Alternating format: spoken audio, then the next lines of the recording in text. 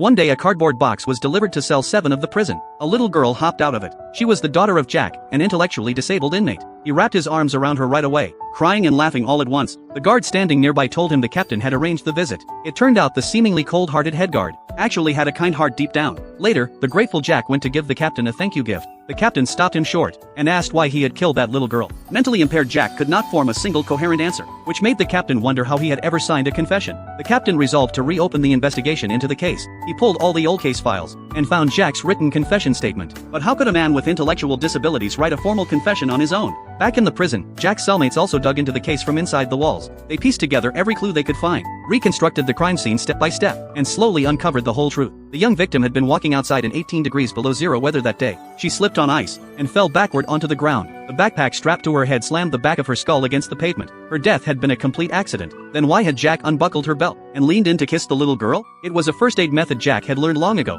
He had only been trying to save her life. Tragically, the dead girl was the police chief's child. Crushed under immense political pressure, the police rushed to close the case at any cost and framed Jack for a heinous crime he never committed. The head guard went to confront the police chief, begging him to reopen and retry the wrongful conviction. But the chief had lost all rationality to grief over his daughter's death. He did not care about the truth at all. Someone had to pay with their life. The final court hearing drew near, and this was Jack's last shot at freedom. Fearing Jack would muddle his words on the stand, his cellmates wrote out a full testimony script for him. They made him recite it over and over every single day. The day of the trial finally arrived. No one expected what happened next. Before the hearing began, the police chief stormed into Jack's holding room. He beat Jack brutally once more, and told him to plead guilty. If he refused, he would make Jack's daughter end up dead just like his own little girl. When Jack took the stand, his gaze turned blank and vacant just like it always had, as the lawyer asked him questions.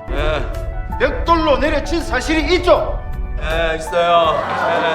The courtroom crowd roared with rage. Every person in the room wanted to attack the man they thought was a monster. The head guard stood up and argued that Jack suffered severe mental impairment, yet Jack repeated the same broken phrases over and over. 나 때문에 죽었어요.